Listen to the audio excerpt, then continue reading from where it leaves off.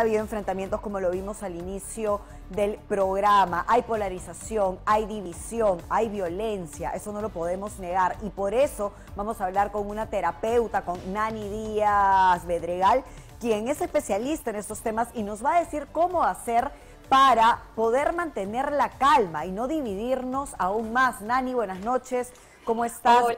Bienvenida, gracias por estar con nosotras. Mi pregunta es muy directa. En este clima de exacerbación, de tensión, de violencia, de división, ¿cómo lograr mantener un país en calma, un país que no se enfrente? Hola Eli, Alexandra, muchas gracias por la invitación y de hecho primero felicitarlos por esta iniciativa de acercar un poco este tema de la gestión emocional en este momento pues tan complejo que estamos viviendo, ¿no es cierto?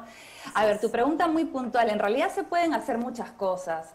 La violencia es evidente, ¿no? La polarización está de más decirlo y ahora ha aumentado más el tema con este tema que acabamos, la cuestión que está pues aumentando aún más, ¿no?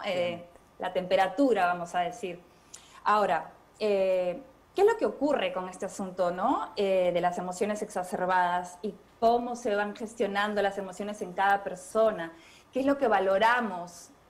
Hay acá algo muy importante que se está viendo, y por ejemplo te digo directamente, esta semana en consulta con pacientes, el tema del común denominador es lo que ocurre en las relaciones, en los vínculos familiares, en los vínculos de amistades, en los vínculos con compañeros del trabajo. Los vínculos se están viendo dañados por este tema del posicionamiento, ¿no es cierto? Entonces tenemos estas dos polaridades, vamos a decir, y en la medida en la que yo me posiciono en una, mientras más rígido sea mi posicionamiento en este lugar, voy a defenderlo, ¿no es cierto? Como sea. Y para defenderlo muchas veces lo que hago es atacar al otro, ¿no? A veces el tema de la defensa de mi posición lleva a un ataque. Ahora, bueno, claramente se ve pues que dentro de estas emociones tenemos enojo, miedo, ¿no? Este tema de la incertidumbre, por esta cuestión de la expectativa, genera el sentirse amenazado, qué es lo que va a pasar, no sabemos qué ocurre con el futuro,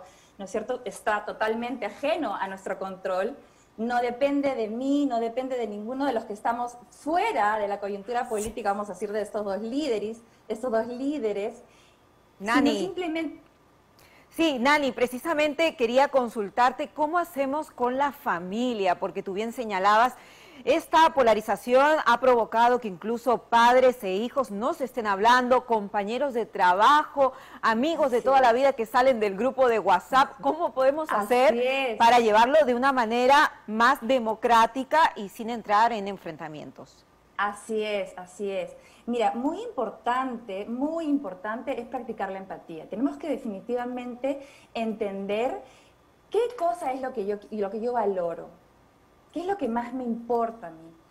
Y tenemos como ejemplo la pandemia, lo que hemos vivido con el estar lejos de la gente que amo, lejos de ese abrazo, a lo que le hemos dado prioridad, las relaciones humanas.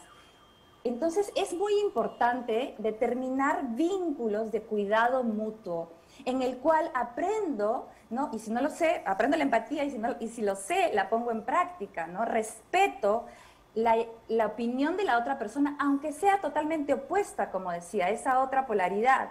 Respeto que mi amigo, mi compañero de trabajo, mi esposo, mi hermano, mi prima, piense diferente que yo.